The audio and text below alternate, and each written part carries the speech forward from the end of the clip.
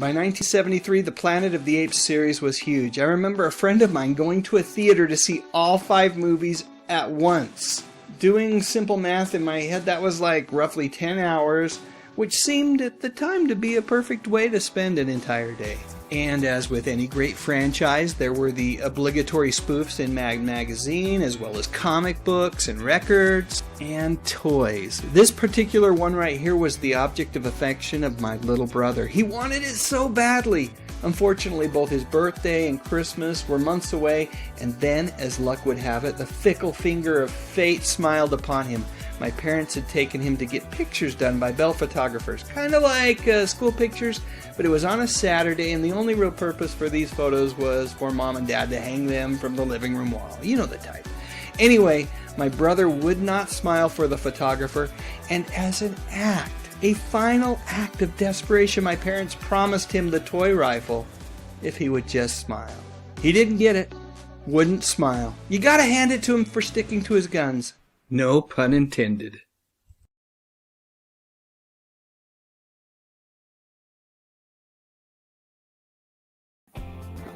Alright, so this arrived yesterday. It's from, let's see if we can see. Yeah, there we go. Universal Yums. And you may be asking, what is Universal Yums?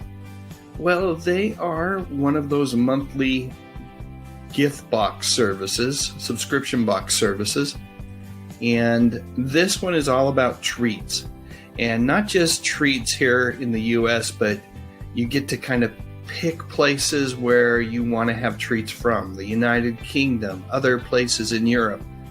You know, I have no clue where we're going with this box of Universal Yums. But like I said, I'm super excited. Well, I don't know if I said it, but I am super excited to try this out. And it was very, very kind of this company to send me a trial box. And so I get to try some of the treats. Not sure from where, but you know, they've been around a while. 5+ million snack boxes shipped.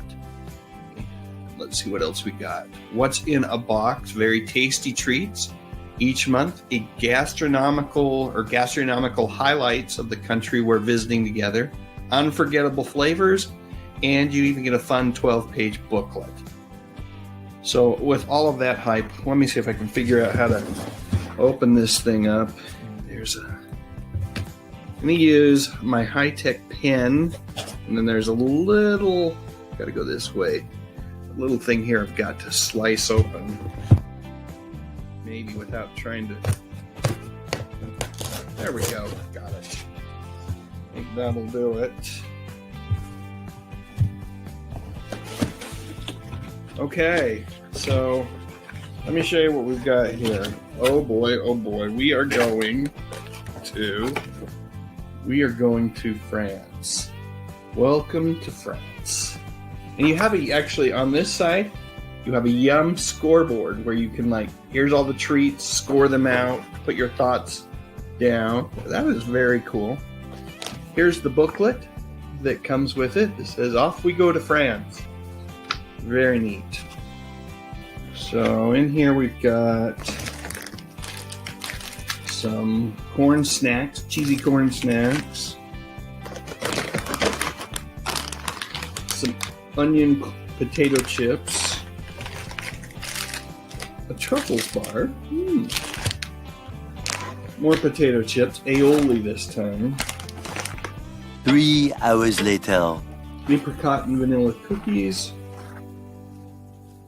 a chocolate bar from France. So awesome! Excited to try everything out here. I'm going to seal it back up.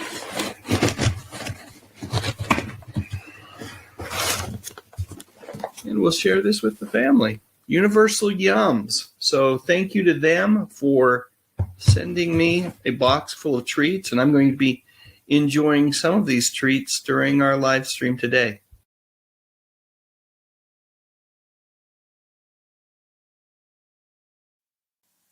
The Adventures of G.I. Joe, the sinking capsule starring G.I. Joe and his action equipment. The G.I. Joe space capsule is down. Another mission complete. Frogmen and Sea Sledge are ready to help. Capsule sighted. Prepare to pick up. suddenly the capsule fills with water and sinks. G.I. Joe sailors in deep-sea diver suits are going to the rescue.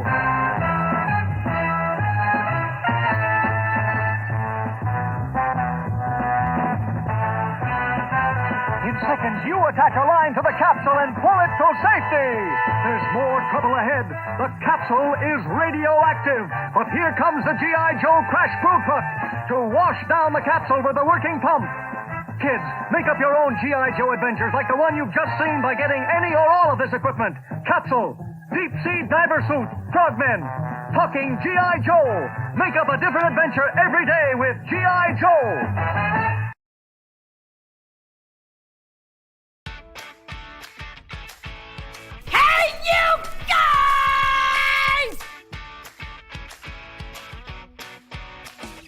I say this calls for action, and now, nip it in the bud. Michelle Pfeiffer? The only true Catwoman is Julie Newmar, Lee Merriweather, or Eartha Kitt. And I didn't need molded plastic to improve my physique. Pure West. Good morning, angels. Good morning, Charlie.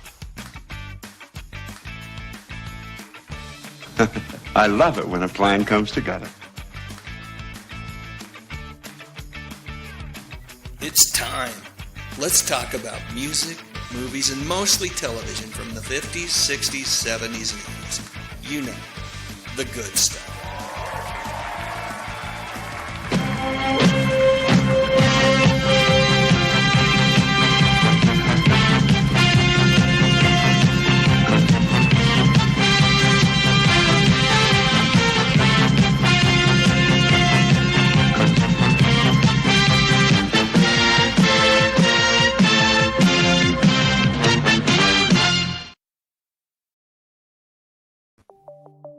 The Live Stream Code and Rating Administration has rated this online event PG.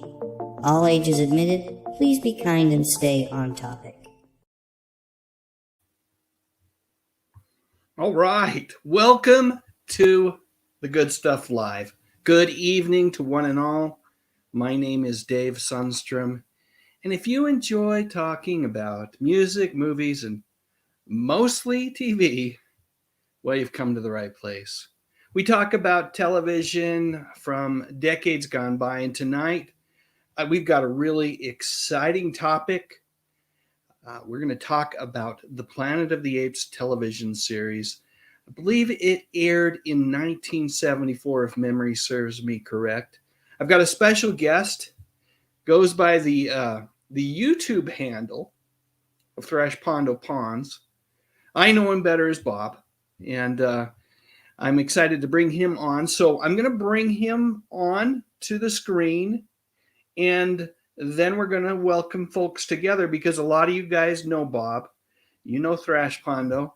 He's typically part of ENC's Monday evening live streams as well. He does such a great job helping ENC out there with those live streams. So without any further ado, no more delay. Let's go ahead and bring him on. Thrash Pondo, how are you, my friend? I am relatively not unwell, as George Carlin would have said. Good old George Carlin. Love that, dude. There's a special. There's a special on, I'm trying to remember what network right now, if it's HBO Max or one of the others. They've put together a documentary on him. I'm going to watch it, and when I watch it, I'll obviously recognize the network. I'll let you know what it's on because he was just such a talent, wasn't he? He really was. He was amazing. Ahead of his time.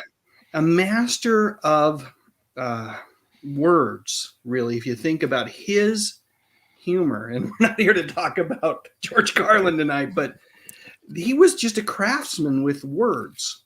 And he truly was. And regardless of, he kind of reinvented himself over the years from the 60s when he just got into humor and into comedy to later on.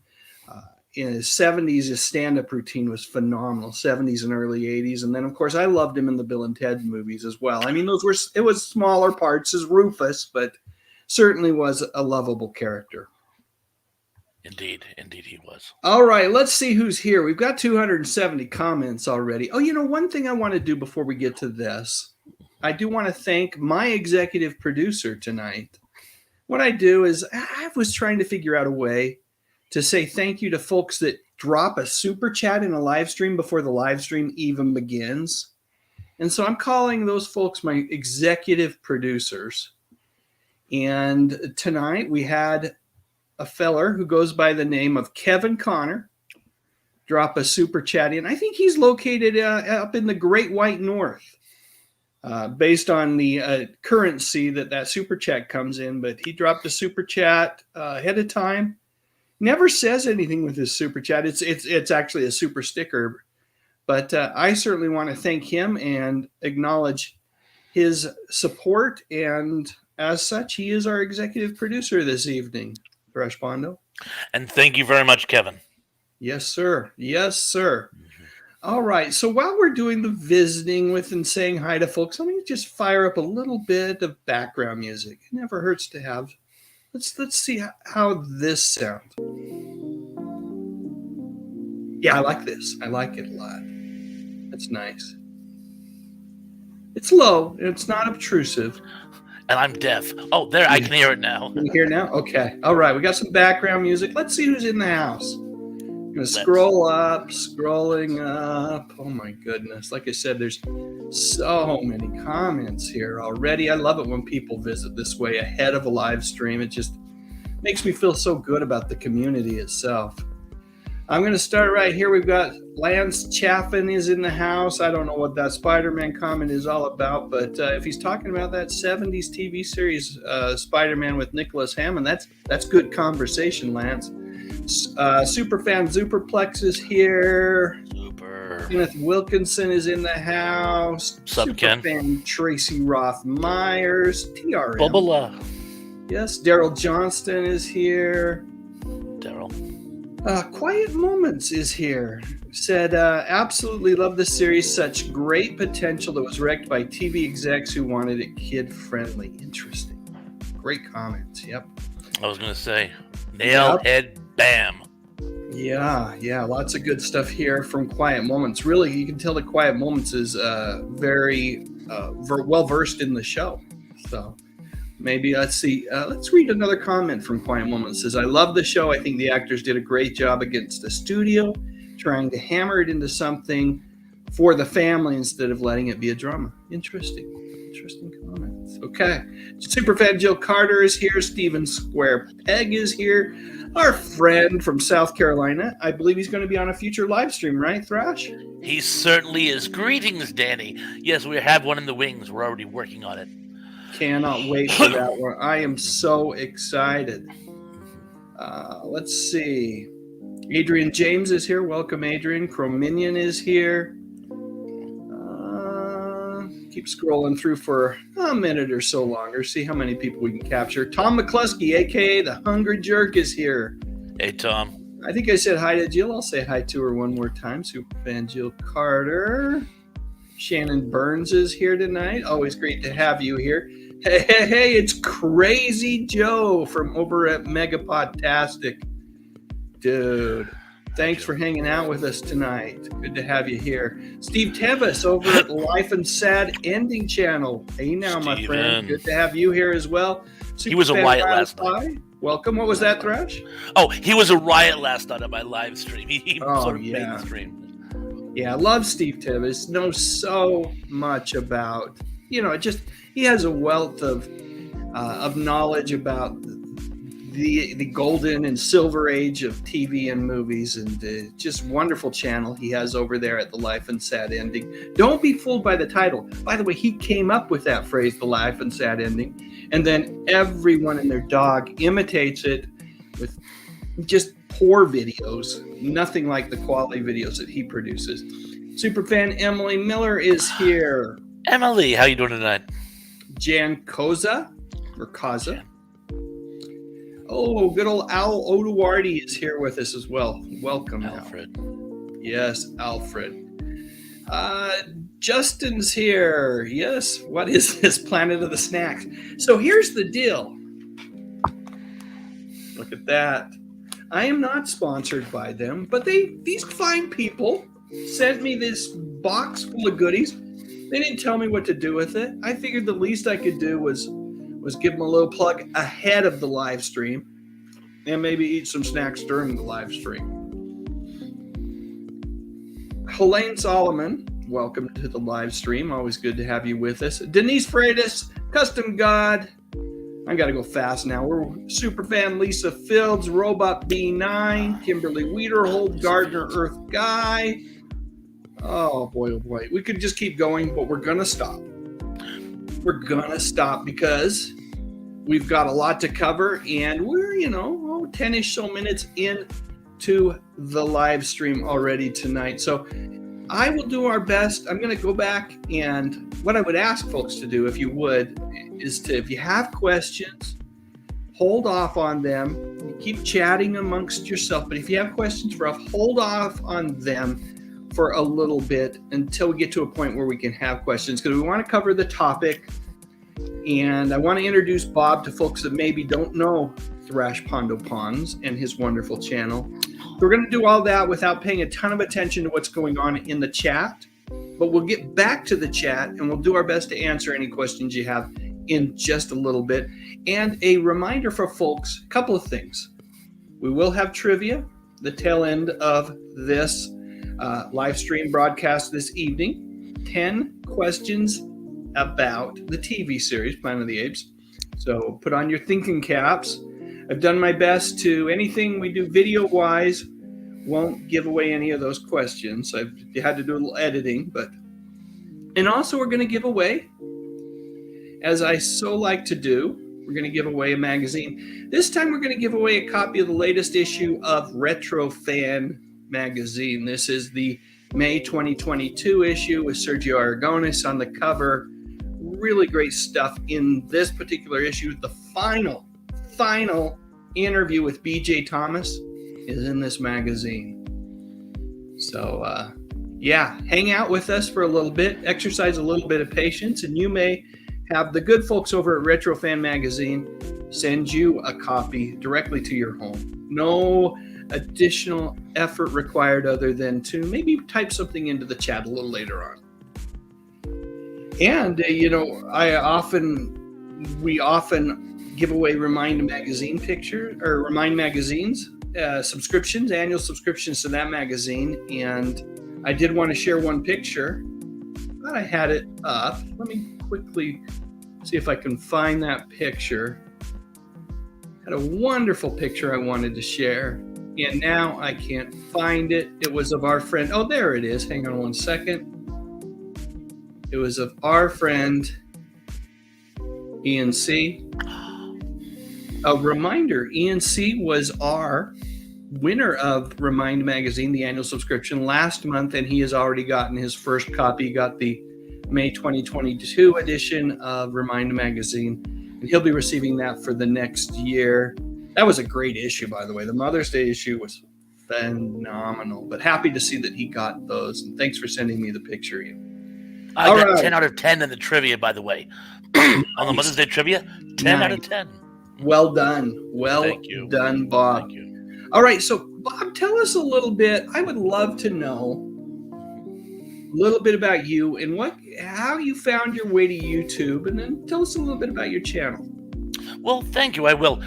It all started right in the early days of COVID. Now, as I'm sure many of you know, I'm actually from New England, Massachusetts specifically. And we were one of the first states to get clobbered by it.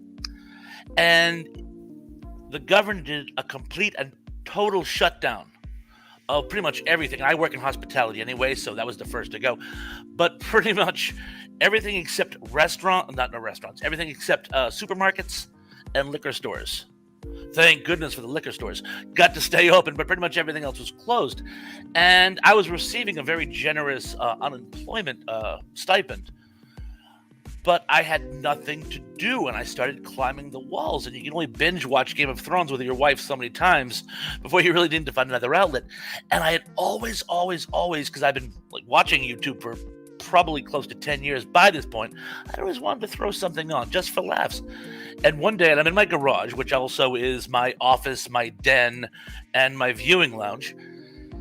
Let me stop you right there. Right, are we in your garage right now? No, this is actually my living room. That's why I put up the fake back wall. I was going to say, the walls look too good to be in a garage there. Yeah, so. Yeah, this is my living room where I keep the personal computer. I don't have cable or anything in the garage. I just have a lot of old DVD and VHS players. Got it. I have made videos in my garage before, and you can see many of them on my channel. But I had my phone on me, and I literally just pull up my phone, and I do a quote-unquote test post. And it's basically me just saying, hi, folks, we're all in this together. Keep watching. And I sent it, and it posted. And I'm like, okay, well, now I said, keep watching. I got to actually provide people with content. So I started making some very, very, very unpolished reviews of like vintage sci-fi and horror movies and books and that type of thing. And I've been watching your channel for some time by this point. And one day, in a act of complete and total precociousness, I contacted you and said, hey, Mr. Sundstrom, can you give me some pointers? And to my amazement, you contacted me back, and you did. And you sort of helped me along in those early days. And since then, I've sort of expanded my channel. I still do vintage sci-fi. It's what I live for. But I've had some excellent success with some contemporary humor, specifically a series on dad jokes. I also do, inspired by Danny Staton, I do some humorous read-throughs. I take old comic books and that type of thing and read through them in a sort of lampooning manner. And those have been getting some excellent feedback as well. Yeah, I find your dad joke videos great. But I will say this, the thing that I was immediately impressed with, Bob, and I watched a few of those unpolished videos early on, is just the knowledge that you have. You have a deep, understanding and love of a lot of the same things that I talk about on my channel, right? We have that in common. And I find this when I'm listening to the Monday night live streams over on Ian's channel, ENC's channel. Retro Serial, folks. Let's see if I have a picture of Ian's channel. We should share it up on the screen. There it is. There's ENC's channel, and he is, I think, at like 450 subscribers now. He's getting close to that 500 subscriber mark, but yeah, that close. But I love the live streams that you do with him because you guys play off each other perfectly. Thank you. You are the perfect complement for him, and it's going to be a sad day if you two ever decide to part ways from that live stream. Thank you. I appreciate that. You're very welcome. It's just truth. I just speak truth, my friend. So here's your channel. Let's take a look at it. I think I got a picture of it. There it is. There we had the live stream last night, live stream book 2, and that was delightful. I enjoyed hanging out with you and doing a little bit of trivia. And what's fun is to see a lot of the same folks that are here tonight were over there last night. Lots of them. I have shamelessly stolen a lot of your subscribers. Well, you haven't stolen them. They've gladly wandered on over to your neck of the woods and discovered the same thing that I discovered when I first watched those unpolished videos, which is, who cares about the polish? This guy knows what he's talking about. Thank you. I really appreciate that. Oh, you bet. So let's do this. I've built you up. I've said, you know what you're talking about. Let's watch a quick video about the Planet of the Apes TV series, and then let's come back and talk a little bit about it. Sound like a plan? Sounds like a plan to me. Let's do it. Let's do it. Do it to it. That's not it. Wrong button. It was a very short video. Did you enjoy it? For a short video, let's try this video instead. Here we go. I was so excited for this thing. CBS had gotten great ratings with each of the movies, and they decided that a series would deliver more of the same. The premise was similar, but not exact. The astronauts who pass through the time warp and are propelled into the future this time are different characters. And like I said, there were other things that were different this time around. The humans, for example, weren't all mute. And as you might expect, other small changes were made because of the TV show's budget, which wasn't small. I remember reading that it was something like $250K an episode. But still, after you pay all of the talent in front of and behind the camera, well, the TV show was just a little bit less epic. If there was one reason alone to watch this TV series, it's Roddy Mcdowell. He's just so good. Sure, everyone else is fine, but McDowell is superb, which should come as no surprise at all to anyone, especially me. I had, after all, loved Roddy McDowell's turn as the villainous bookworm on the classic Batman TV series, and although I didn't know it then, I would also come to appreciate McDowell as a voice actor. Again playing one of Batman's villains, the Mad Hatter, in what is perhaps the best animated superhero cartoon show of all time, Batman the Animated Series. But getting back to the TV series, well, it didn't last all that long. Its final episode aired in mid to late December. There seems to be some controversy over the number of episodes that CBS actually aired before pulling the plug. All in all, there were 14 episodes produced. No one seems to argue about that. But many seem to think that episode 13, titled The Liberator, never saw the light of day and was unaired by CBS. The reasoning was that the episode, which dealt with the creation of a poisonous gas that was to be used as a weapon of mass destruction, was just too much during a time when so much craziness was already happening in the real world. Anyway, 13 or 14 episodes, it was just too short of a run. Less than a year later, NBC would introduce an animated version, which again had completely different astronauts, but had some of the same ape characters from both the movies and the TV show. I love this cartoon. The art had a Johnny Quest kind of feel to it, which shouldn't be surprising since the same guy, Doug Wilde, was involved in both shows. 13 episodes were produced and aired from September to November of 1975, and then NBC continued to show repeats for the remainder of the 75-76 TV season. Alright, let's wrap things up with one last picture. It really was a great show. James Naughton sure looks a lot like his younger brother David, who would show up later on in a favorite movie of mine, An American Werewolf in London. Maybe we'll talk about that one when we get a little closer to Halloween. Anyway, great memories, at least for me. All right, we are back. All right, Bob, I'll let you go first. Memories of this television series, and if you want to go more broadly and talk about the movies as well, that's fine. Well, there'll probably be a bit of a crossover. I've always been a fan. In fact, one of my earliest memories as a kid was watching a show on TV with my father, and they were interviewing Roddy Mcdowell, and he was talking about his experiences on Planet of the Apes. But the main memory I have is I first moved to Cape Cod when I was about 6. We were living in New York at the time, and of course, brand new. It might as well have been a different country to me. And I always remember, as we were moving in, there were 2 boys who lived across the street. Both became my friends. The older of the 2 was in my class, literally my homeroom, when I started school. And Tony became my best friend while I lived in this town. And we were both huge Planet of the Apes fans. So when the show came out, we were like both bated breath. And I remember we got special permission. We used to have sleepovers. We would alternate because, remember, across the street. And one week he would come to my house and he'd bring the snacks. And the next week I would go to his house and I'd bring the snacks.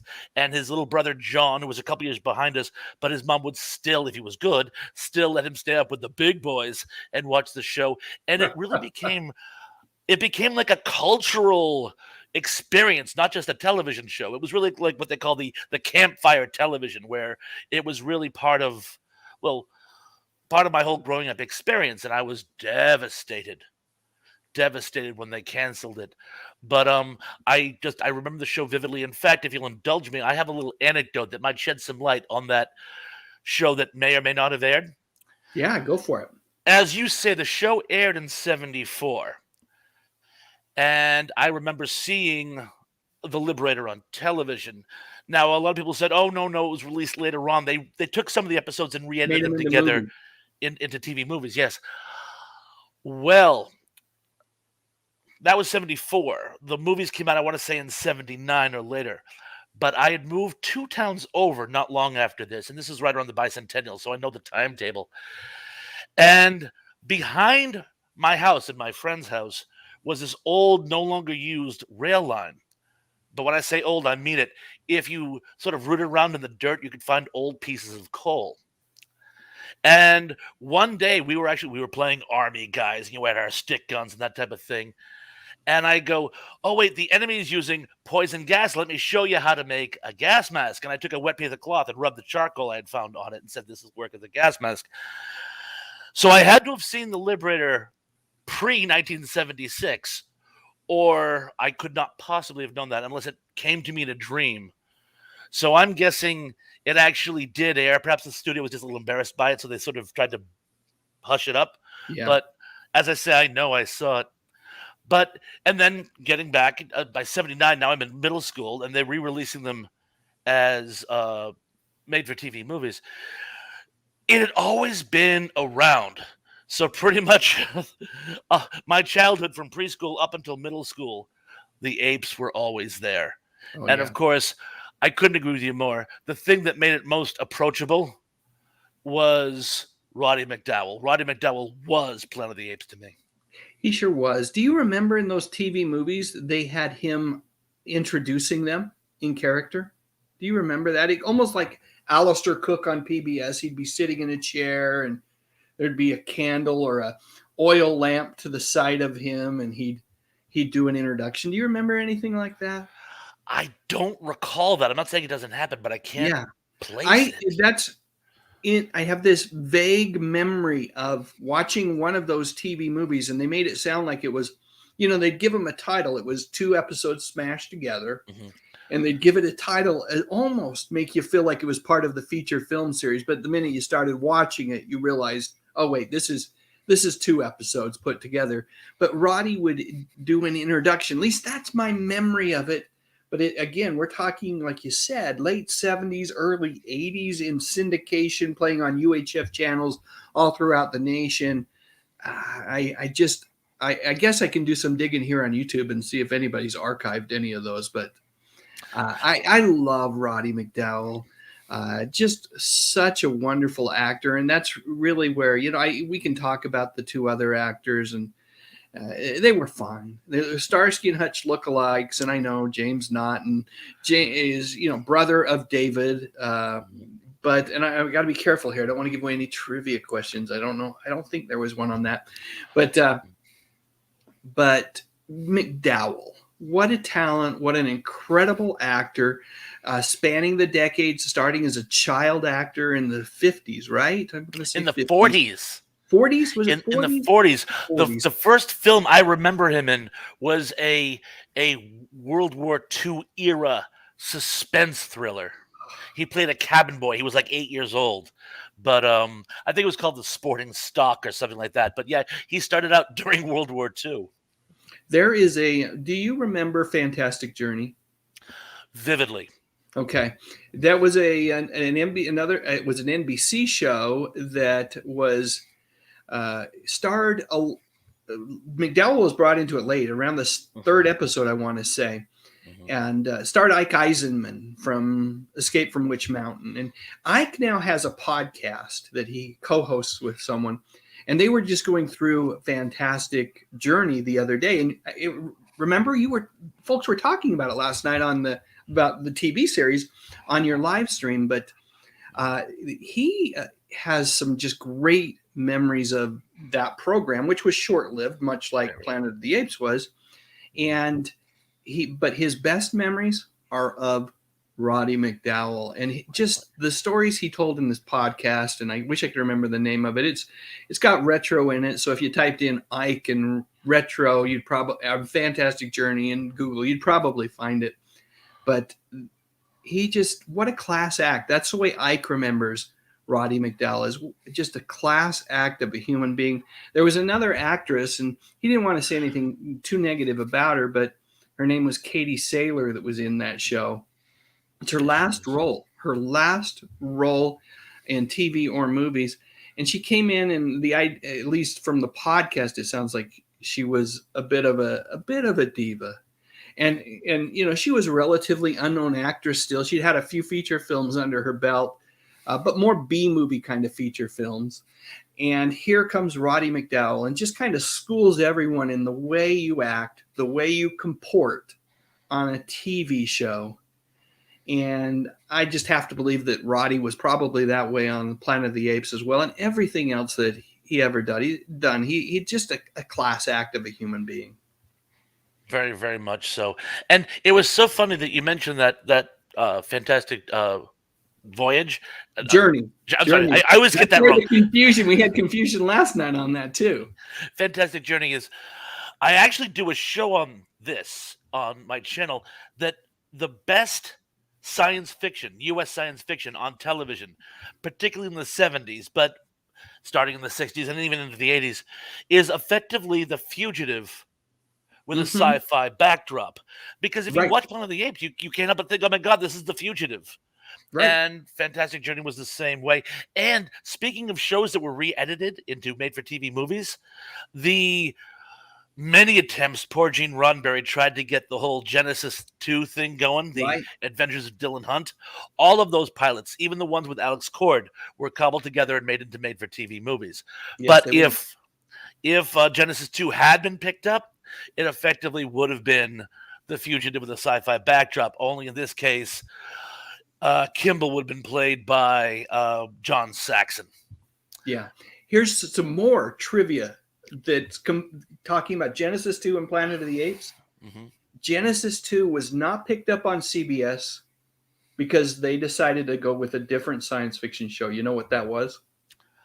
Battlestar Galactica? No, Planet of the Apes. That's what kept Genesis 2 from becoming a TV series. At least, again, I'm really accessing the recesses of my mind, but it's not a trivia question. Okay. And as Planet of the Apes ratings started to fail, who did they bring in as a story consultant? Any idea? Pierre Boulez. No, Gene Roddenberry. Oh, Gene Roddenberry acted as a story consultant towards the I'm thinking outside the box. I should think very linear. Go with the obvious here. Go with the obvious. I know if I was paying attention, I would have guessed those things. That was unfair for me to quiz you. We're not in trivia section yet anyway. But I love your story about hanging out with the buddies. That was kind of like, for me, was with the $6 Million Man. I didn't have a particular pal to watch Planet of the Apes with, but much like you, I was equally heartbroken when this show ended before or right around Christmas time. What a time to cancel probably kids' favorite show that year, Christmas time. But I think all episodes had aired by the time 75 rolled around. I think could be. Yeah, someone could go to Wikipedia and prove us wrong here. But any final thoughts about the Planet of the Apes TV show before we, we'll talk more about it as we do trivia and stuff, but before we move on to some other things. And I don't think I'm going to give a game away here, but just the fact that it's funny you mentioned the Gene Roddenberry connection, because when I was doing my research for this chat, it was actually amazing how many actors. Okay, I'm going to stop you there because that is going to give away a trivia question. I know exactly where you're going, and we'll talk about it in a little bit. Okay, so hold that thought, people. I don't want to give the game away. We'll get to that. We'll get to that, Bob. I promise. Okay. All right, so here's what we're going to do. Got some messages. And then after the messages, we're going to come back. We're going to give away that issue of Retro Fan Magazine, the May 2022 issue. And then we're going to do a little thing that I like to call favorite things. I hope you're ready for this. Rapid fire questions coming your way, my friend. But with that said, let's take care of business, okay?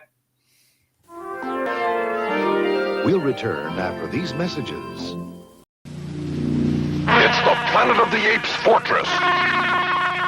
Astronauts Burke and Burton have escaped. We must recapture them.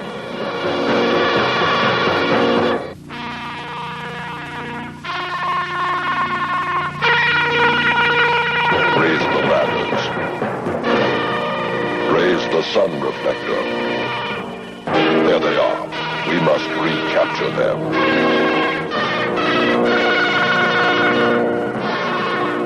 out the weapons. Send the gorillas out. We've got you both into the jail with the two of you. This must not happen again. Planet of the Apes Fortress with Sun Reflector. Figures sold separately by Mego. For the first time ever, save $5 on our original, realistic pocket weather radio. Now on sale at Radio Shack stores, only $10.95. Indoors or out, you get the latest U.S. Weather Service reports instantly. Thousands sold at our regular low price of $15.95, but now for 1 week only, it's only $10.95. You save $5. Rain or shine, the exclusive, realistic pocket weather radio. And there's only one place you can find it. Radio Shack. Having company tonight? No, I'm eating alone.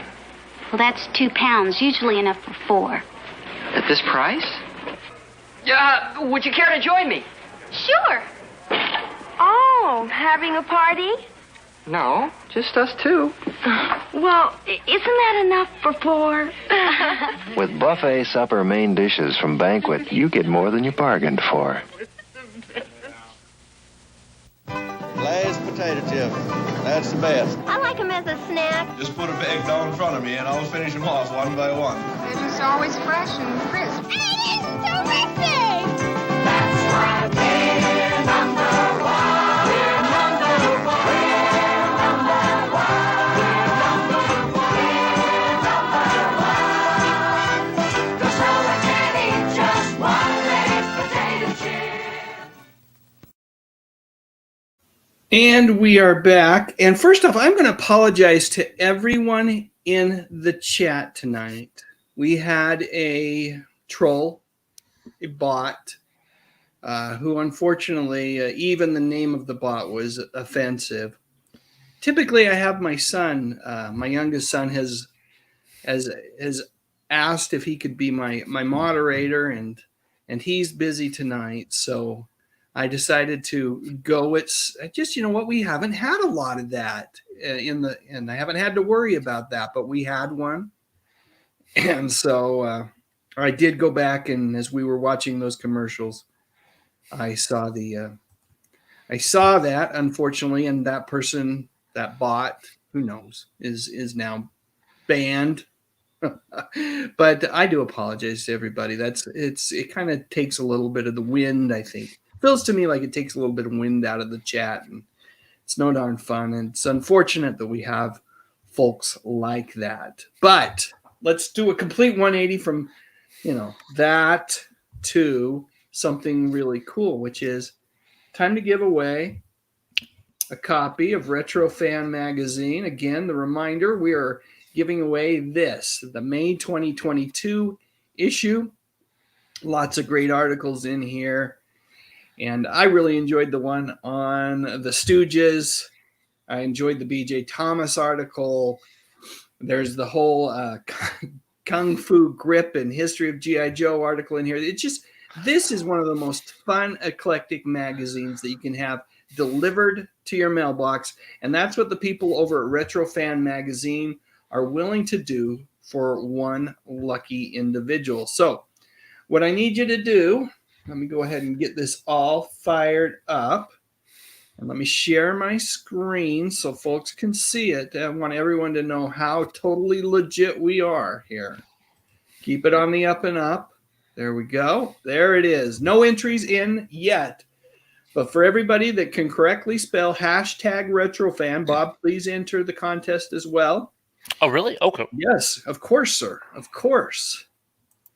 If you have access to the chat, get #RetroFan in there. I see 2 entries. We're going to give folks about 60 seconds. I'll put a timer up to get their #RetroFan into the comments. Let's see. Here's a timer. All right. We'll give that long right there. And I have to say, I'll give a huge thank you and a shout out to my friend Tom McCluskey, who I am going to see in just a little over a week at the CroftCon. But Tom is the guy that really kind of introduced me to Retro Fan magazine. And he sent me out a couple of old issues, and I just devoured them. And, much like when I found my first copy of Remind magazine and just like, oh my gosh, this is the greatest magazine ever, I reached out to the good folks over at the published Retro Fan magazine and asked them if they would be interested. And I'm not really interested in sponsorships, but I am interested in partnerships, ways that we can, both benefit from this kind of thing. 25 entries in, folks. Come on, we can do better than that. Let's get a few more in there. But anyway, they were more than willing to donate some issues of Retro Fan magazine, and not only donate them, but send them directly to the winners of these drawings to their homes, which makes it easy for me. So I'd love to get to 30. When we get to 30, I'm going to hit that draw button. So come on, people. Let's get 2 more entries in there. Bob, what can you say to incent people to get 2 more entries in for us? Pretty pleased with Sugar on Top. Come on. We have 65 people watching right now. 2 more people. Let's get 2 more entries in there. We're talking the halfway mark, people. Make it halfway. Yeah. Oh, come on. All we're doing, you know what I'm going to do? I'm going to annoy people in the meantime. This is how annoying I can get. I'm going to remind people to click the thumbs up button. Let me see what I can do here. That's it. I'll sing. Yeah, then we'll have Bob. Hey, folks, if you're enjoying this live stream, be like the Fonz and give it a thumbs up. Hey. We're there. That's all it took was the Fonz. All right, let's see who our winner is tonight.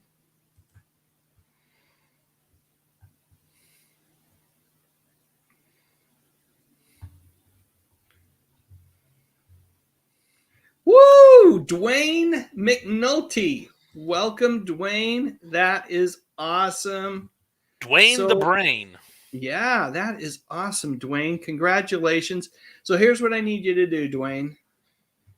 Let me find that email address. I know I have it here somewhere.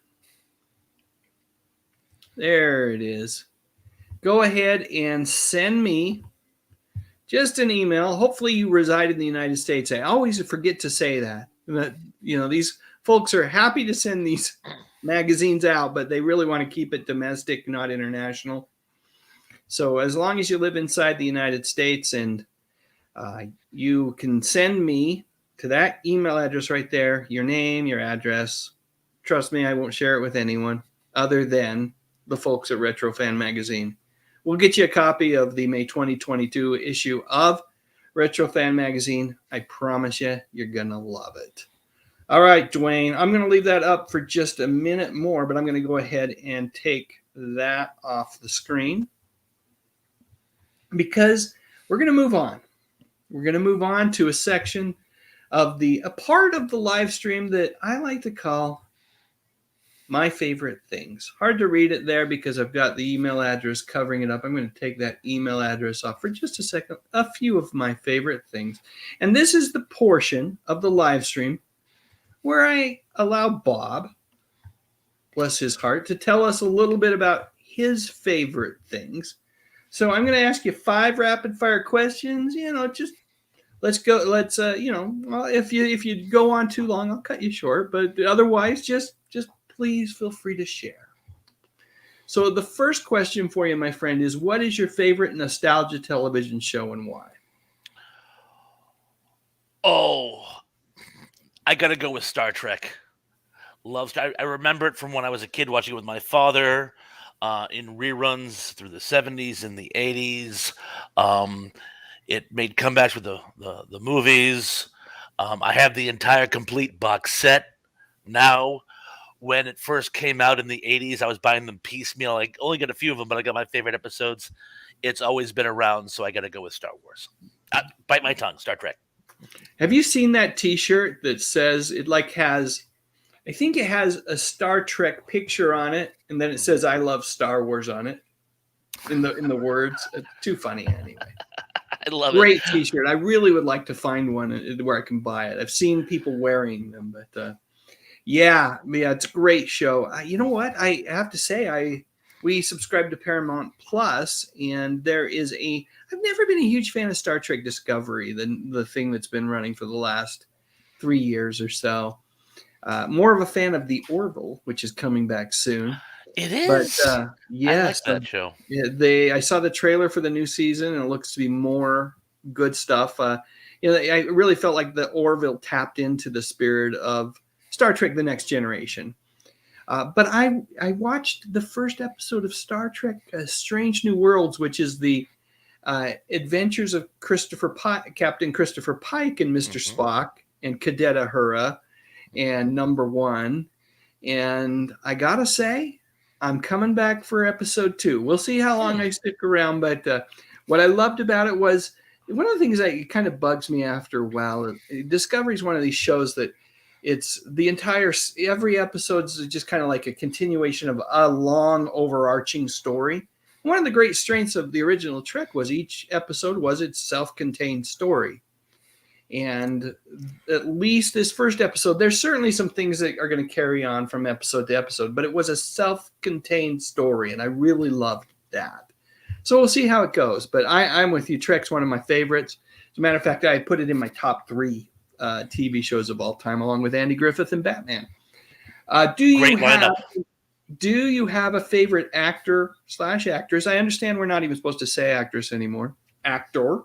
That's, it's not supposed to be. I think actor is it's not a gender thing anymore. Anyone can be an actor. It's like server. Because I'm a rebel, Dottie, I'm going to say actor/actress from a retro TV show. Well, I'm going to have to go with Shatner. And not just because of Star Trek. I mean, he did several episodes of The Twilight Zone. And then, again, he seemed to always be around. He made those low-budget sci-fi horror thriller movies, made-for-TV movies in the 70s, which were great. And the thing I love about him most, of course, he's a Shakespearean actor. So even when he's doing this, like, schlocky, no-budget movie, he gives us performances. Oh, he were doing King Lear. We must stop the tarantulas from taking over our town. And I think he's just amazing. And I could watch him read a phone book. I really could. He really is a phenomenal, whether you like him as an individual or not, right? Right, exactly. We've heard plenty of stories about Shatner, and I've heard great stories about him, and I've heard not so great stories about him. But whether you like the man or not, one cannot deny just the charisma and talent that this man has as an actor. At least that's the way I feel about him.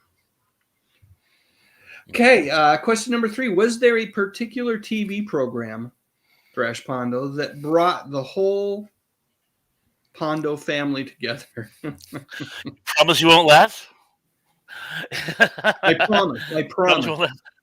Little House on the Prairie. It was like, for some reason, in our house, that was the show that, like, everybody seemed to like. So when it was on, we all watched it together. And so I'm going to have to go with Little House on the Prairie. Yeah, I can't laugh. That was a show that we watched here, too.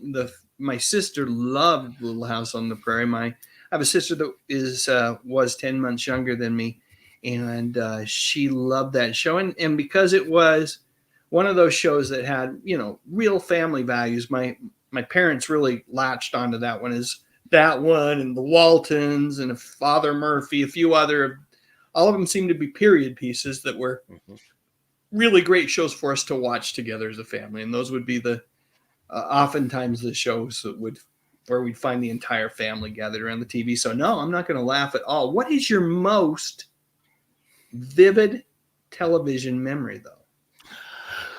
That's easy. It was the day Reagan got shot.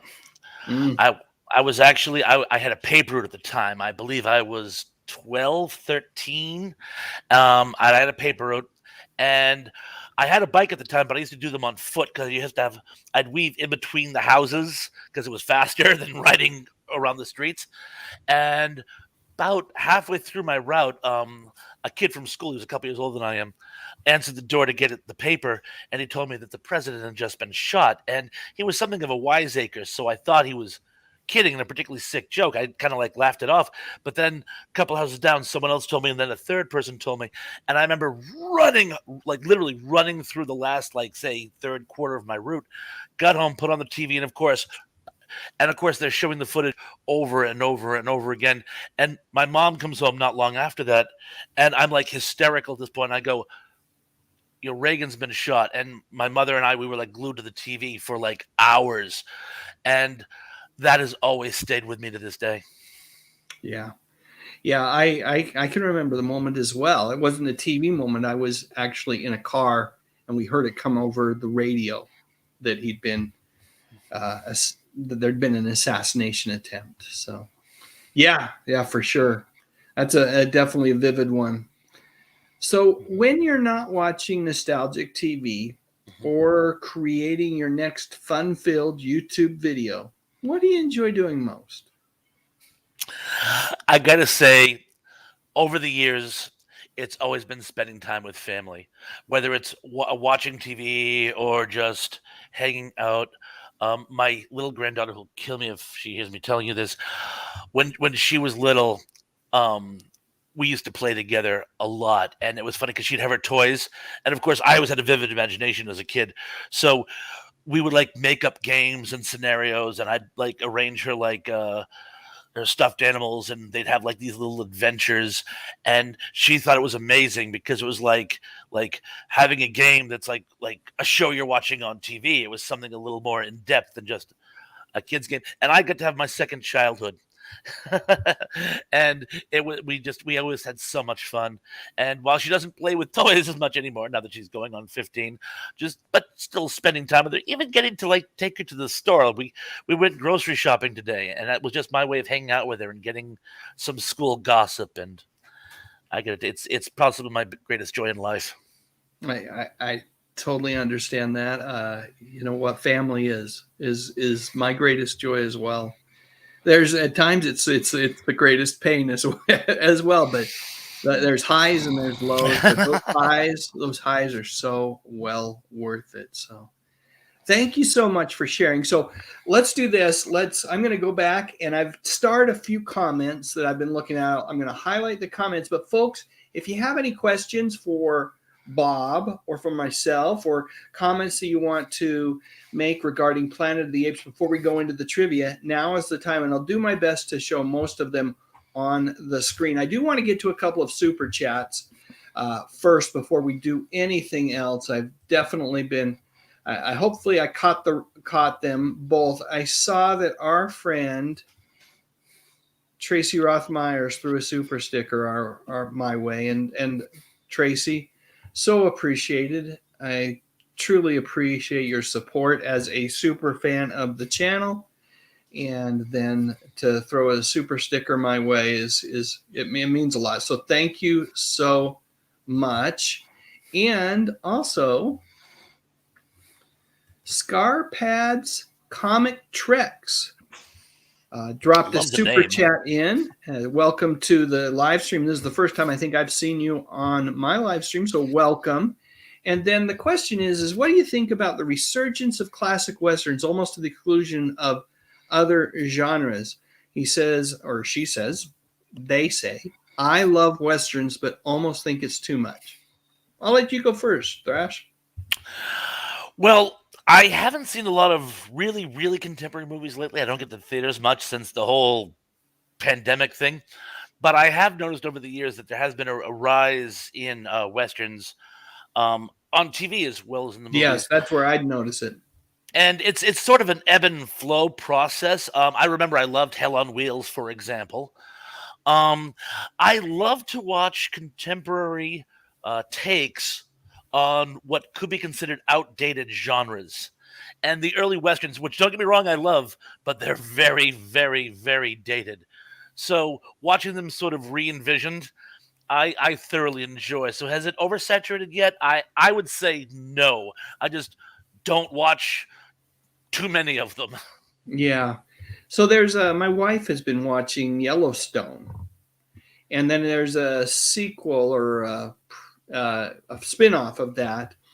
that is, I'm trying to remember the exact year. The name of the show is the year in which it takes place, 18 something.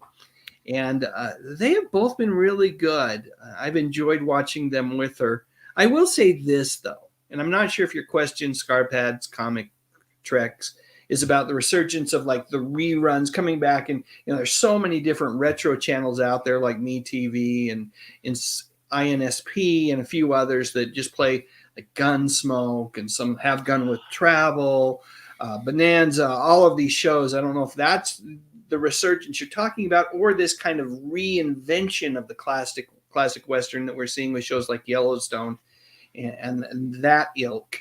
But either way, they're welcome. I love seeing what new ideas and new creative efforts like Yellowstone. And at the same time, I will tell you this, that at the end of the day, my happy place is still going back and watching an episode of The Rifleman or something like that with Chuck Connors. Those are just enjoyable for me. But, it wasn't too long ago, maybe a couple decades ago, where folks were saying that the Western was completely dead. And I'm so glad that's not the case. All right, a few other comments that we had here. Jerry Gillespie says, "Hey Dave, you are having the chat great. Was wondering if you saw the YouTube video of Daniel Radcliffe at the Tony Awards 10 years ago doing Brotherhood of Man from How to Succeed in Business." Yes, Jerry, I have. Love everything about that play, as I've mentioned earlier, and also I thought Broderick did a great job. I thought Robert Morris did a great job in the lead roles in that play. Speaking of Daniel Radcliffe, I just finished watching him in The Lost City, which was a fun movie with Sandra Bullock and Tatum Channing. Fun little movie. That's on Paramount Plus now if you have that service. And he is going to be not too far from now. I think it's the fall. Roku is starting to do their own original program, and there's a docu-movie on the life of Weird Al Yankovic, and he is going to play Weird Al. So excited to see that. How to Succeed in Business. Is that one that you've seen, Thrash? Myself? Yes, Yeah. several times. I actually caught that on like one of those local movie channels. It was a local station, but he used to show like Friday night movies, Tuesday night movies, that type of thing. And I saw it when I was probably 9 or 10, and I fell in love with it. And I've probably seen it well over a dozen times over the years. Absolutely love it. Yeah. And I love that musical number at the end. Your lifelong membership is free. Yeah. So yes, it's a great musical. I love it. We're just going to stop here and let you sing the song. You have a great voice there, Bob. All right. Good owner says, I believe Roddy Mcdowell participated in every Planet of the Apes in 60s and 70 iterations, except for the second film, correct? He was directing a film at the time, but movies, live action, anime. Yeah, he loved the series, and he never felt, sometimes people like to try to step away from something and they feel like it's doing them more harm than good. I don't think McDowell ever felt that. Danny Staten says, "Hey Dave, I'm glad you like the bookworm character. Hint, hint, hint." Well, I can't wait to see how that hint, hint, hint plays out, Danny. Thank you so much. Now, can you tell me anything more about this live stream that you two are cooking up? Is there a topic yet or anything like that? We actually have about 4 or 5 slated. It's probably going to turn into something like either a mini series or an ongoing series, similar to what I'm doing with Ian. I suppose there's no harm in giving the game away because I'm asking you actually to gather information for me. I mentioned that to Pat last night as well. The first episode is going to be a sort of retrospect on Bigfoot and Wild Boy and its impact on the 70s, because like Bigfoot was it was the Bigfoot renaissance at the time. And of course, Wild Boy, speaking of Roddy McDowell, remember Roddy McDowell did a lot of those made-for-TV animated classics, and one of them, of course, was Mowgli. Yeah. And the Jungle Book. Wild Boy, of course, was an adaptation of Mowgli. So and like I said, that's where we're waiting for after CroftCon, because we're hoping you folks can bring us back some juicy tidbits we can spice up our first show with. There's a mystery there. I think the guy who played Wild Boy was named Joseph Butler, and he is absolutely dropped off the face of the earth. He is not someone. So it would be so cool if he showed up at CroftCon. Stranger things have happened. Yeah, so I'm keeping my eye out, and if there's something cool to share, we absolutely will. Sin City Jim says anything Roddy was in was a pleasure to see his acting. He was great in the Poseidon Adventure. Absolutely. Absolutely.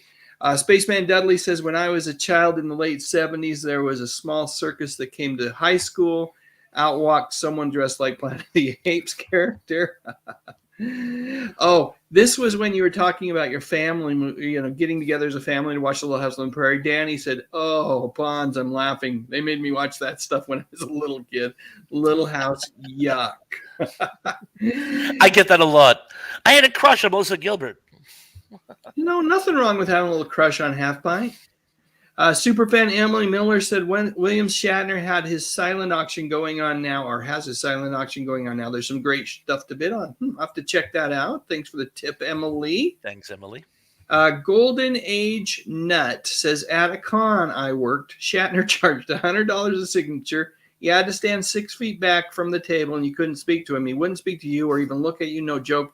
I wonder if that was during COVID. I mean, I wouldn't put it past Shatner, but I wonder if that wasn't, like the 6 foot precaution and all that stuff, part of the whole COVID restrictions that they had going at those cons. That I'm sure they have going even now, as it's still out there, even though we're trying to get back to normal as much as possible. Let me look what else we have here. I think that's all I had highlighted. And we do have trivia to get through. I want to say thank you to my super chats, Tracy Roth Myers, and to Scarpad's Comic Treks, and of course Kevin Connor ahead of time. Let me see what I can do. Let's do a little potpourri of thank yous here. Thank you. Thank you. Thank you. Thank you. Thank you. Thank you. Thank you. Thank you. Thank you. Thank you. Someone is trying to embarrass me.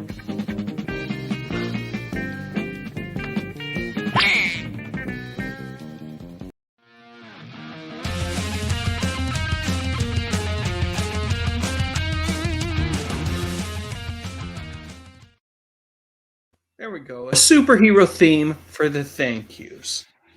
All right. Let me look and make sure there's no final things that I want to. There's a lot of great chat going on. Love it. Just love watching people talk to each other.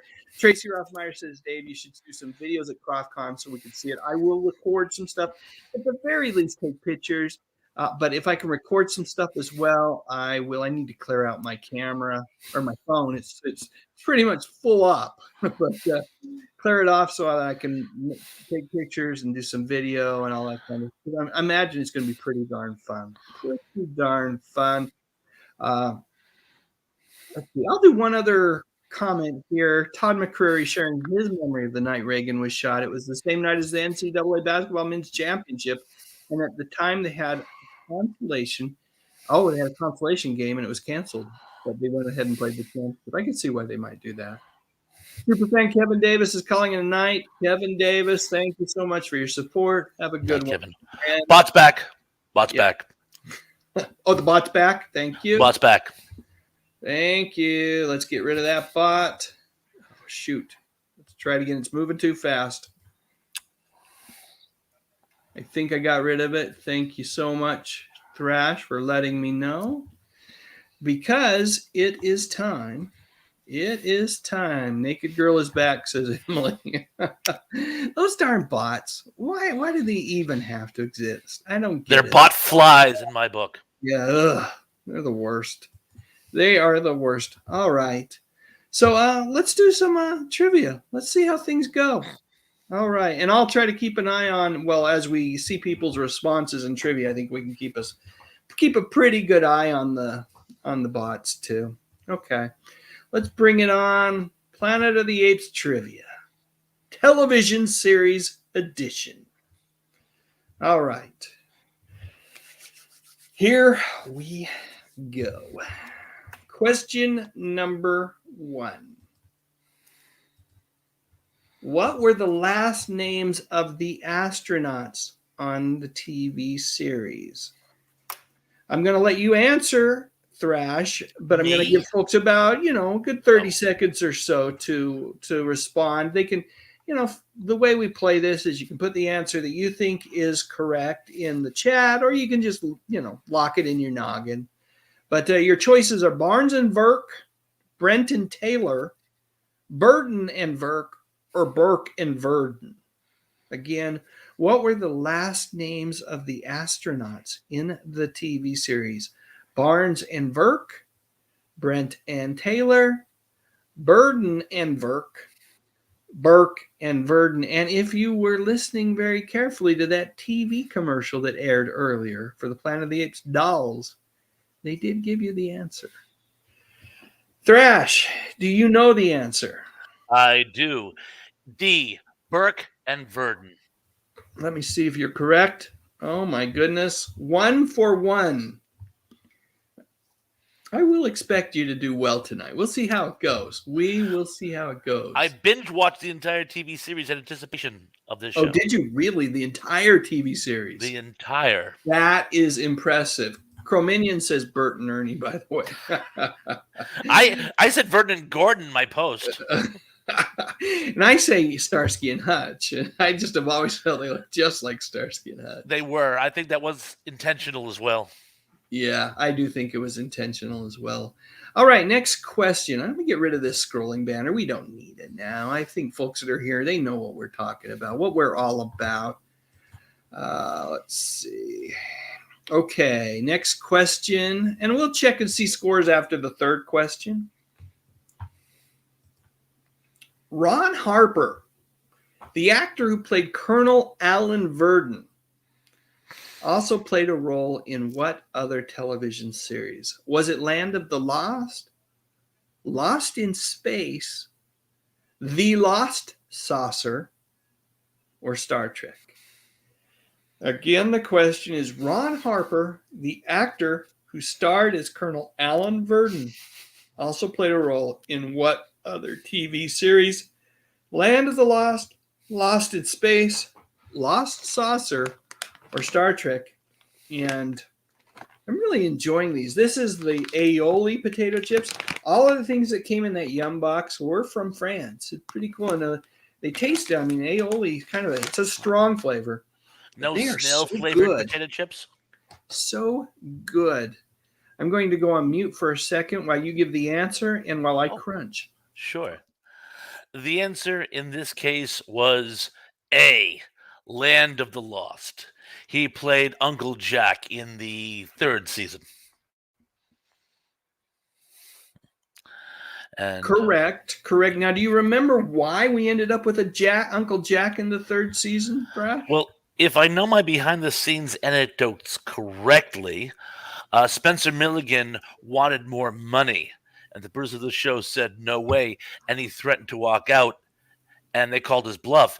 In fact, in the episode you see the dad getting sucked into the other dimension, it's actually not him. It's one of the producers in a black wig, which is why you only see him from behind. He wasn't even in his own appearance, you might say. Nope, you're right. Now, it really wasn't. I don't think he was asking for more money from a weekly paycheck standpoint from episode, and maybe he was, but the real thing that got his goose and really just upset him, and I actually understand this a little bit, was the merchandising. Mm-hmm. He was seeing his face on lunch boxes, coloring books, and all sorts of other, merch, and wasn't seeing any sort of really anything for it. And that's where he got a little bit upset. And at the end of the day, like you said, they called his bluff, and Dad was gone. And Rick Marshall was gone, and in his place was Uncle Jack. Okay, let's go to the next question. What was the name of the character played by Roddy McDowell on the show? Was it Caesar, Cornelius, Galen, or Garen? Again, your choices are Caesar, Cornelius, Galen, or Garen. And the key thing here is what was the name of the character played by Roddy McDowell on the TV show? Give them about 10 more seconds, Thrash, and then I know if you've watched every episode recently, you know the answer to this one. This is the equivalent of the middle of a bingo, in the free spot in the bingo sheet. I can see that. What's the answer? The answer is C, Galen. Hang on a second. We got the bots back already. Again? Mm-hmm. Ooh, they're in tandem this time. Yep. It's a double attack. It's a double attack. They're enjoying it. Block user, come on. While you're nailing those, I can just say, Emily Miller, I saw your comment that your face on a lunchbox would be great for dieters. You are far too self-deprecating. All right. Emily says, those naked ladies have more chat time than I do. I just really wonder what they get out of that. What do they get out of that? All right, let's just bored. Yeah, did you give us an answer yet? Thrash? Oh, yes, Galen. C. Galen is correct. Yes. Yeah, and Al points out that he hopes at the very least that the bots hit the like button for me. It's the least they could do. Good suggestion, Al. I'm going to require that of all bots. Hit the like button before you start spamming us, and then we'll do our best to block you as quickly as possible. Let's see some scores. Okay, we've got Kenneth Wilkinson is 1 out of 3. Westfield, 93 of 3. Nice job. Thrash Pondo Ponds, 3 out of 3. James Dye, 2 out of 3. Shannon Burns, 2 out of 3. Emily Miller, this might not be her TV show, but she's playing along, and I love her for that. 0 of 3. Superfan Zuperplex, 2 of 3. Kimberly Wiederholt, 3 of 3. Jan Koza, 2 of 3. Chrominion, 2 of 3. Todd McCreary, 2 of 3. Westfield, 93 of 3. Superfan Jill Carter, 2 of 3. Nick Ramonas, welcome to the live stream, Nick. And Sakina is here as well, but Nick is 2 of 3. Sakina's 3 of 3. Custom God is 3 of 3. Danny Staten's rocking tonight, 3 of 3. Dave Willett Jr. is 0 of 3, but thanks for playing, man. I love it. Superfan Lisa Fields is 1 of 3. Alo Duarte's 3 of 3. Quiet Moments, 3 of 3. I expect that from you. You sound like an expert. Thank you, General Ursus. We're doing our best. Mr. Led is a clueless 0 for 3. Elaine Solomon is 3 of 3. And here we go. General Ursus says, I'd promote you to sniper in the Army. I love it. Love it. All right, let's keep moving. We'll do another 3 questions, and then we'll see scores again. All right, next question is, although uncredited, what TV legend wrote the original treatment for the television show, as well as 2 proposed scripts for the show that were never aired? It's important to point out. Was it Andy Griffith, Dick Van Dyke, Michael Landon, or Rod Serling?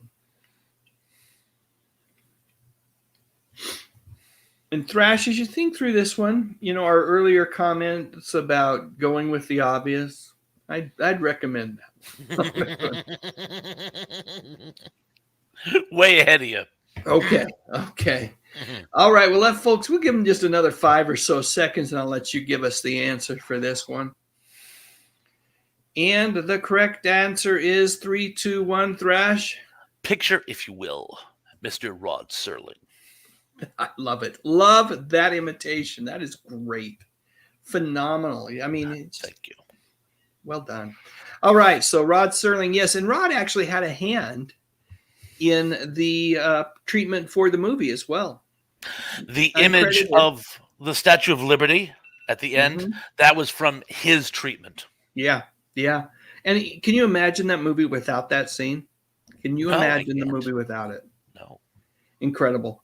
Yeah, Rod had a hand in the television development of the television series. And then he wrote a couple scripts that would have been episodes 1 and 2 that didn't actually, those versions didn't see the light of day, but But, his impact and his influence was definitely felt. Question number 5. Although the show was not successful in the U.S., where was it a big, I should say huge hit? Was it Argentina, Germany, Mexico, or the United Kingdom? We'll give folks a few 30 seconds or so. Superfan Emily Miller says, hot doggy, I got one. She got that Rod Serling one. Good job, Emily. Jerry Gillespie says, I didn't watch The Planet of the Apes, was up against Sanford and Son and Chico and the Man. And that is why I believe this show never really got the ratings that it deserved. It was just, why do you put a brand new show like Planet of the Apes up against Sanford and Son and Chico and the Man? Poor planning. I guess they had to do it on weekend nights so kids could watch it because that was their target audience. Yeah. Unfortunately, that was already booked. Yeah. It was Friday nights is what it was. Yes. Friday nights. Yes, it was. All right. You want to go with an answer for us, Thrash? See how you do on this one? This is the first one I'm not 100% on, but if I remember the anecdotal stories correctly, it was the United Kingdom. Yes, sir. Yes, sir. All right. One more and then we'll get scores. While the movies took place primarily in what used to be New York City, where did the TV show take place? Was it California, Florida, Texas, or my own home state of Utah? Where did the television show take place? California, Florida, Texas, or my home state of Utah? Again, we'll give folks hope. Hey, there comes a bot. Whoa. Persistent, isn't he?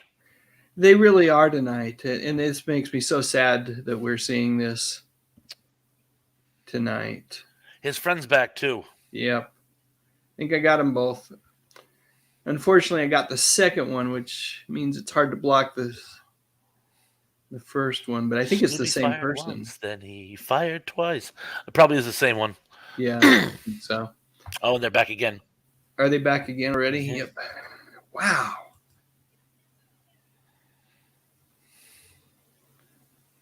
Okay. All right. I think I got it. Super annoying. What a sad state that we're having to deal with here. But what's the answer, Thrash? You got an answer for this one? A, California. That is correct. Nicely done. In All fact, right. if you look at their maps, the 8 maps in the Urco's headquarters, you can actually see the map of the Pacific Coast in sort of an ape scroll, but it's definitely the Pacific Coast. So yes, California. Well done. Well done. You are still... We'll start with your score. Thrash Pondo Ponds is 6 for 6. Crow Minion is 4 of 6. Let's see. Waiting for some more scores to show up on my screen. Kimberly Weeder holds 6 for 6. Kenneth Wilkinson's 4 of 6. Westfield 90s 6 of 6. Superfan Superplex 3 of 6. Superfan Emily Miller 1 of 6. Todd McCreary 4 of 6. Dave Willett Jr. 0 for 4. He says, I know nothing about trivia, but thanks for playing with us. It's appreciated. General Ursa says, I wish they could all be California apes. I can hear the music in my head right now. John Stammer, 4 of 6. James Dye, 3 of 6. Quiet Moment, 6 of 6. Akina McMurrin, 6 of 6. Custom God, 6 of 6. Folks are doing well tonight. Superfan Lisa Fields, 3 of 6. Al Odawardi, 4 of 6. Jan Koza, 5 of 6. Daryl Johnston's 2 of 6. Helene Solomon, 6 of 6. Danny's got them all right so far. Nicely done, my friend. Robot B9, 5 of 6. Nick Mamonis, 5 right so far. Mr. Led, 1 of 6. Superfan Jill Carter, 5 of 6. BK, Barry King from BK on the Air, 5 of 6 so far. Nicely done, my friend. Always good to have BK with us. And I think we're going to stop there. Keep an eye for the bots. Keep an eye out for the bots, everybody. And we'll keep moving on. Keep trucking on. Let's do a sprint to the finish line, and then we'll get final scores. Question 7 is, What year does the series take place? Is it 2001, 2090, 2501, or 3085? Again, the question, I should say, is what year does the television series take place?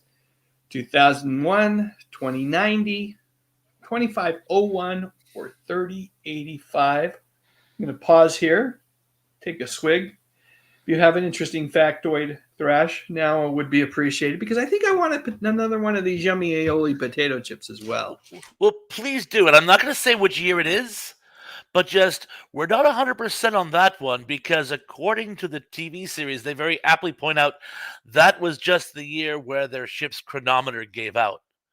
So it could be much, much, much, much further in time. But for want of better calculation, the answer that I'm about to give is the official year to which they think the series was taking place. Give us an answer, my friend. 3085. Correct. Yep. That is our best guess. Exactly. Like you said, based on the information that we've been provided. All right, question number 8. What was the name of the violent chief of security on the show? Was it Arco, Arlo, Urko, not Urkel, Urko, or Erlo? Again, what was the name of the chief of security, the security chief on the show? He seemed angry all the time, always trying to get to Verdon and Burke and that rapscallion Galen, rustle them up and get them under lock and key.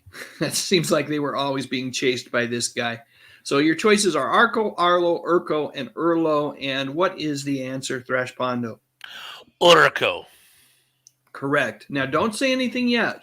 Here's where we almost get to what we were talking about earlier, but we have one more trivia question before we move on, or before we talk about that, which is Urko was played by what Star Trek veteran?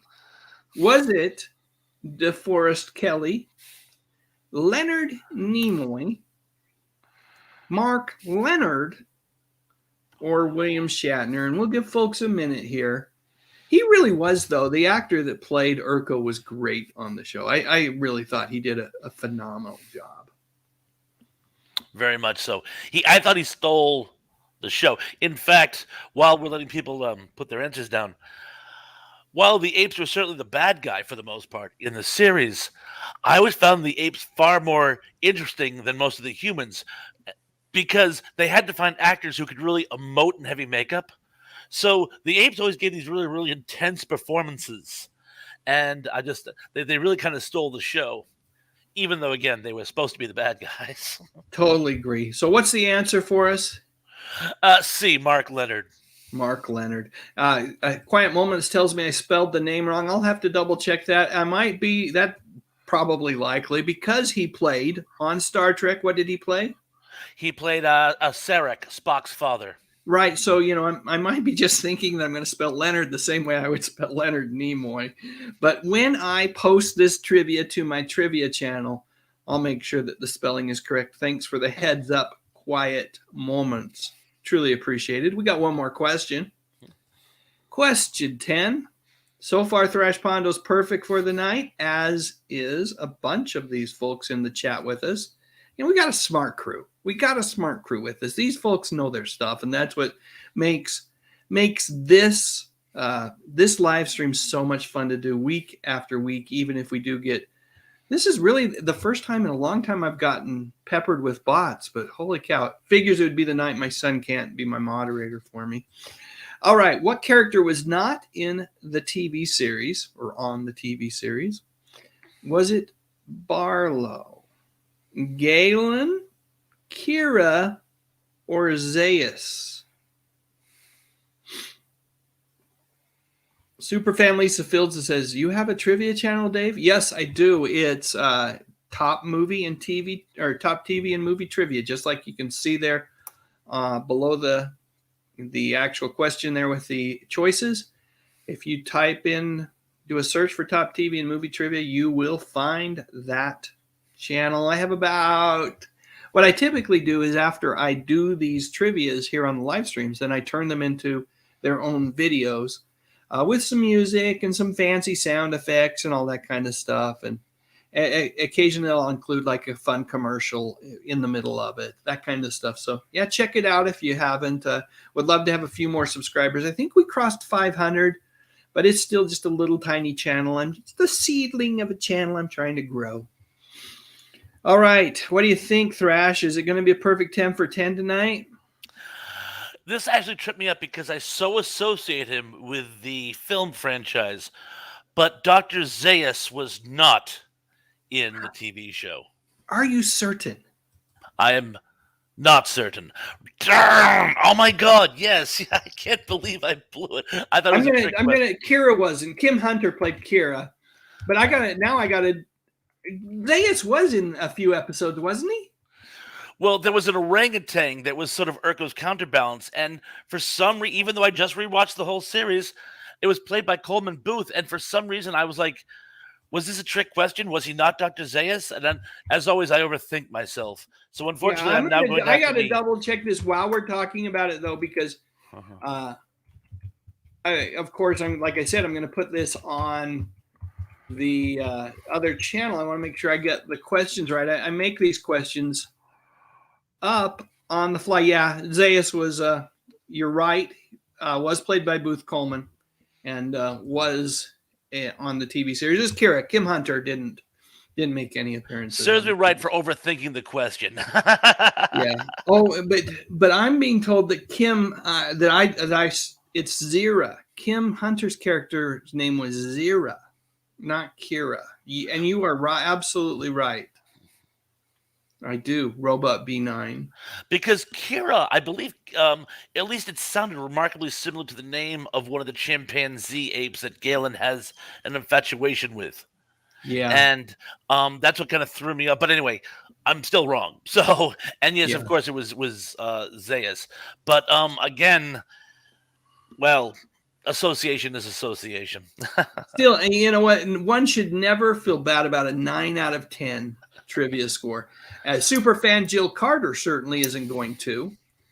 And let's see, Jan Koza has a score of 6 out of 10. Todd McCurry, 8 out of 10. Al Eduardi says 6 out of 10. Watched every episode. Thought I would have done better. It's the fun that matters. Absolutely.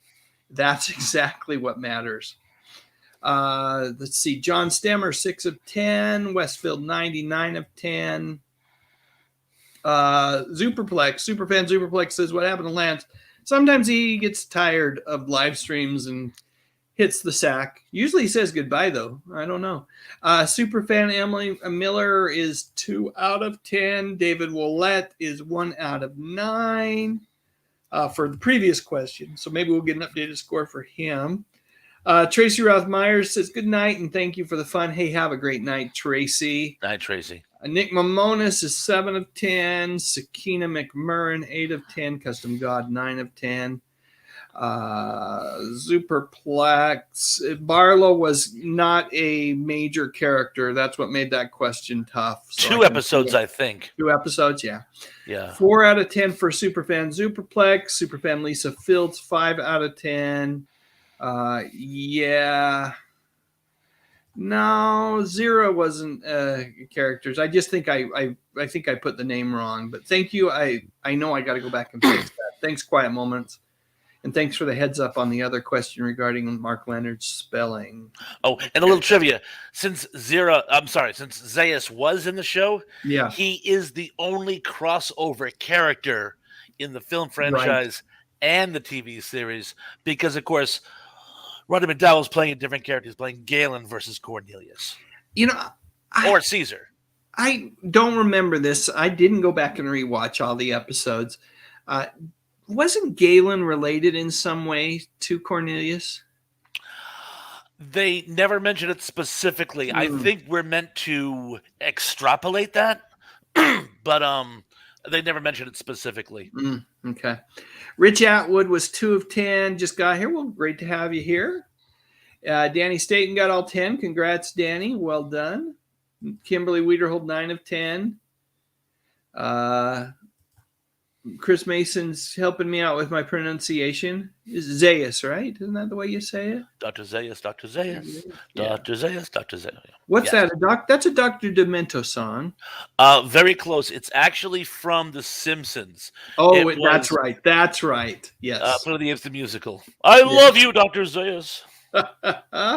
J. Marie got 3 of 10. Oh, Chromanian says Lance did say goodbye. Okay. Helene was 10 of 10. Chris Mason was 10 of 10. Good job, folks. Well done. See if there's any more scores. Oh, the life and sad ending says Dave. Next time, bring enough snacks for everyone.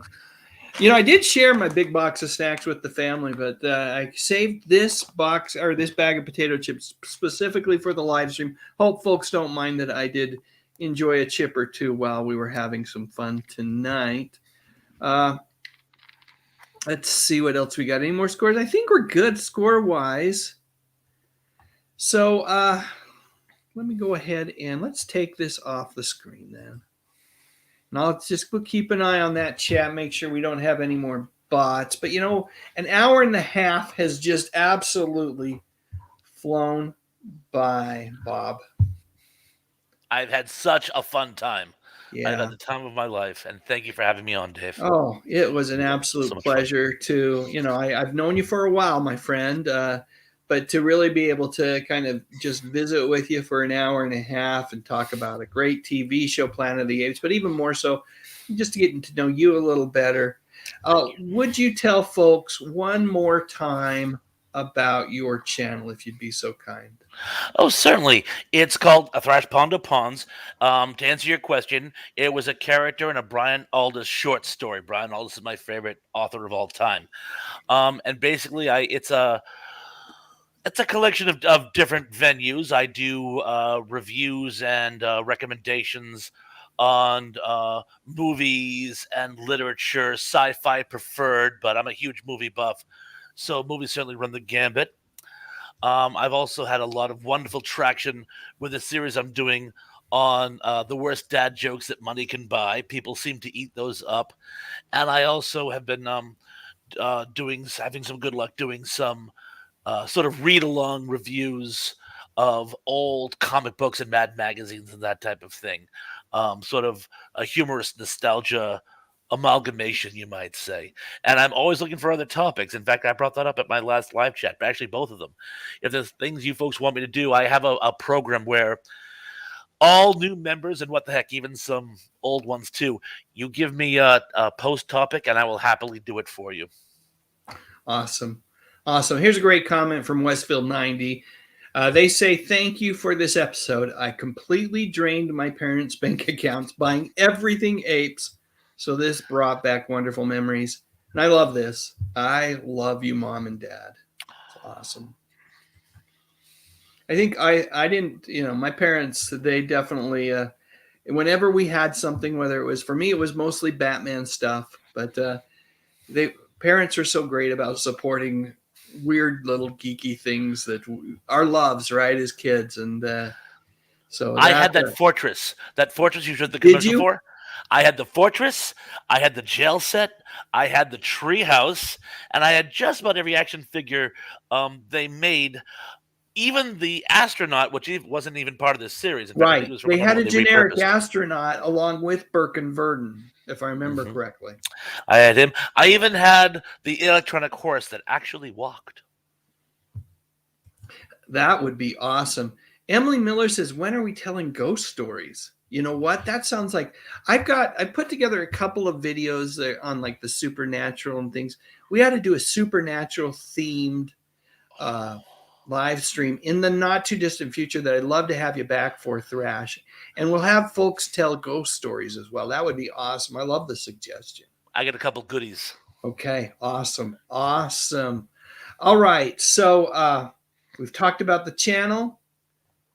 I want to say thank you one more time to my executive producer this evening, to Kevin Connor for shooting that super chat early on, Tracy Roth Myers, and let me find that name one more time, Scarpads Comic Tracks. Thank you so much for the super chats. Truly appreciated. But more than anything else, I want to say thank you to everybody else for your engagement tonight, for making tonight so much fun. And I usually, in lieu of me saying it, well, I just said it, but I love to let Fred Rogers really kind of, no one can express in song how I feel about each one of you better than Fred Rogers. So let's let him do it. You are special.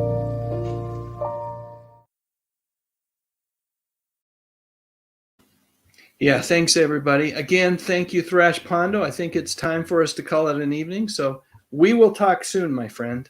And thanks everyone. Have a great remainder of the week. Good night, everyone. Good night.